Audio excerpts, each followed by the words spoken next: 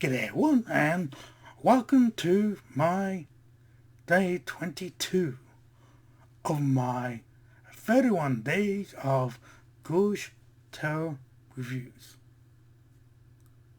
which only occur through the 31 days of Halloween, from the 1st of October right up to Halloween. Tonight, of course, is Classic Thursday, in which most Thursdays I choose a classic movie and do a review on it. And tonight I'll be reviewing a movie I never watched before. And it's from 1968, and it's the Witchfinder General, which only has a running time of 86 minutes. And it's supposed to be a biography drama with horror elements. Well, I'd say this is quite a horror in this film. Director is Michael Reeves. Writers Tom Baker, Michael Reeves, Lewis M. Haywood. The movie's antagonist is, of course, the late Vincent Price. The movie's protagonist, Ian Ogilvy as Richard Marshall, Rupert Davies, John Lois.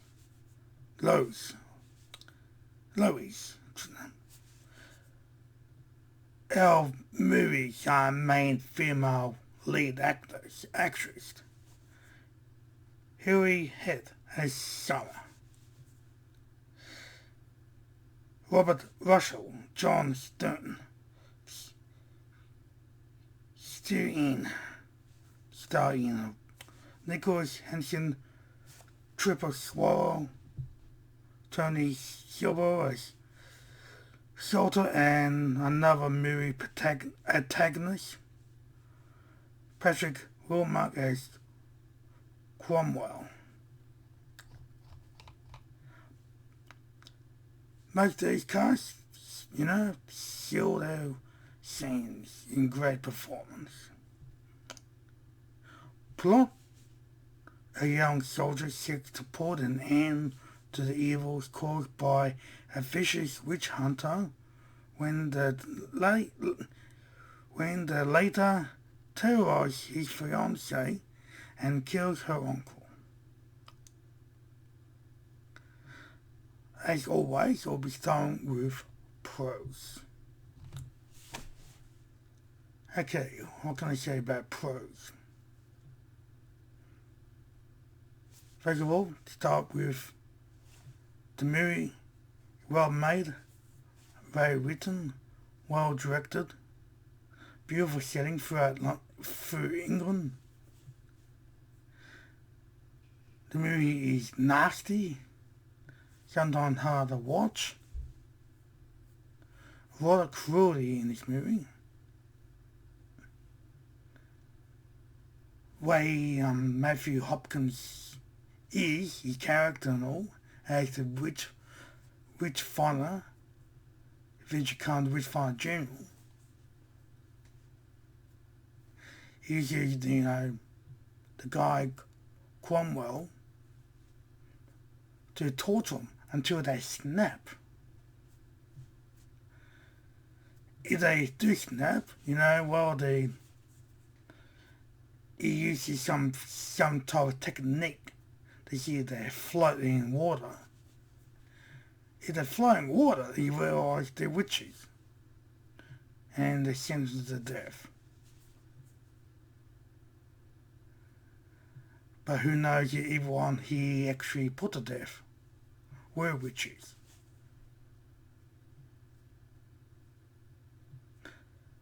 You know, the great cast. Very good cast. Vision Price, great. Ian, Oggy the sorry, how you pronounce his name? Done a good job.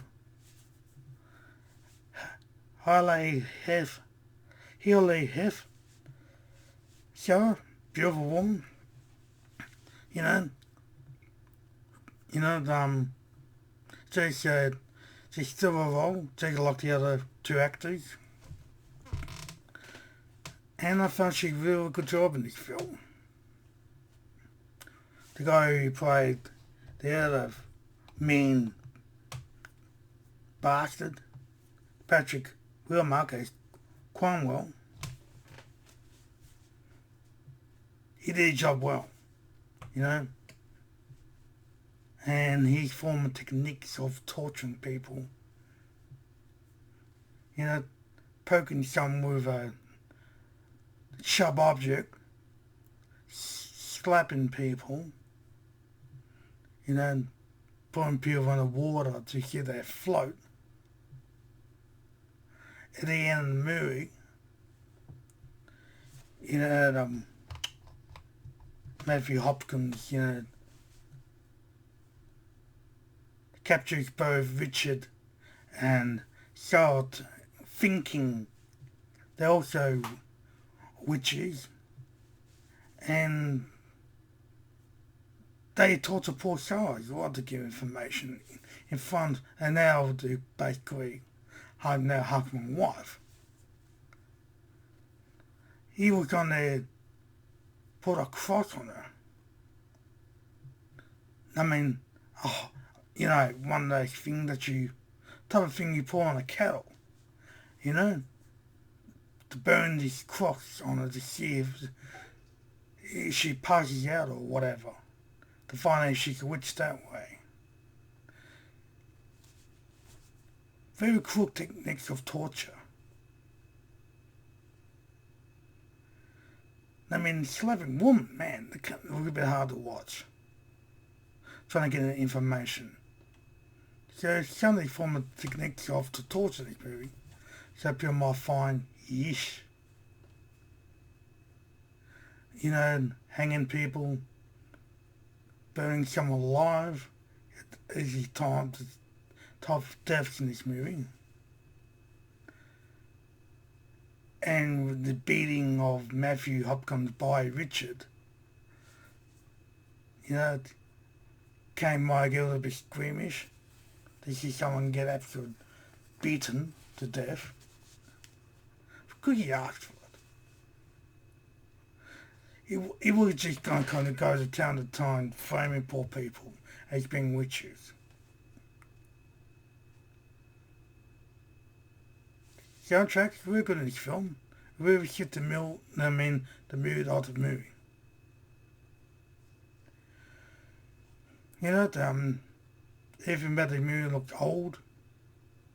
Funny uniforms, you know, of the soldiers, to the guns they were using. You know, the old loaded gun with powder, you know, with the bullet. You know, the old style. Yeah, it's good. The old techniques. And I just love how the movie looked. Basically, it's a nice looking movie. Well directed. Well acted. Some squeamish moments. The deaths in this movie are realistic. The burning scene might get a little bit hard to watch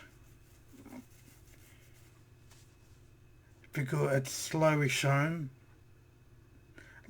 You know, the lowering the woman down on the ladder to the fire until she ignites.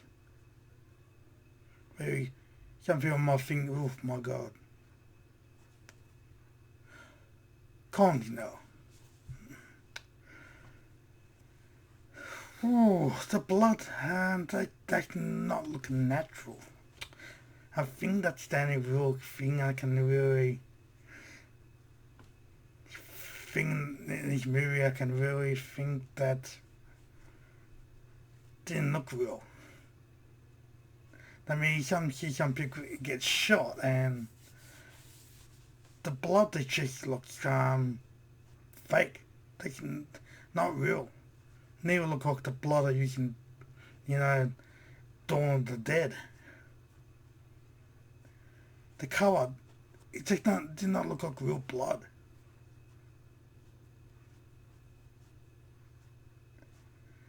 And they're all effects they use in this film. They look like it's something you expect from 1968.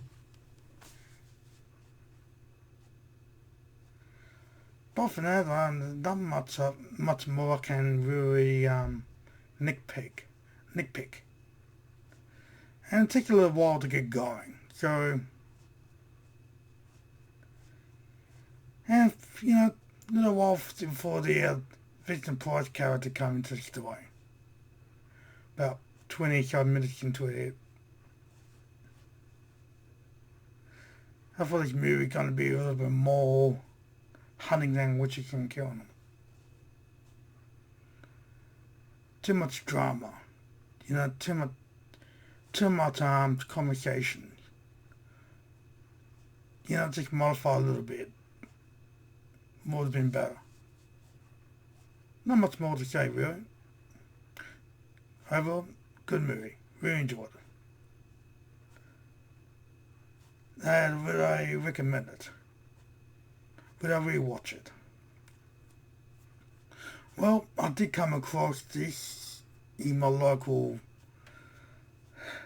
store which sells movies, DVDs, Blu-ray, games on TVs, everything in the time media. And other home supplies. But, yeah, seen it on the shelf, so I'll definitely buy it. Now I've seen it. Now I know what it's like. And would I recommend it? If you like old movies,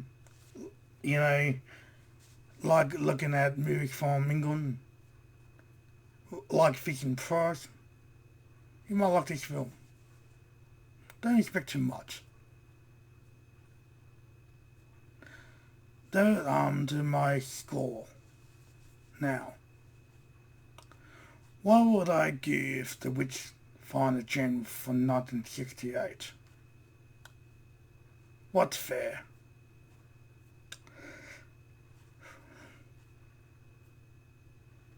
It's 9 out of 10 for me. This movie's a 9 out of 10. Okay, here to day 22 of my 31 days of Ghoulish Tale reviews. So if you like what you see, comment, like, subscribe. So that's comment, like, and subscribe. And yes, I catch you all later. And don't have nightmares. Bye.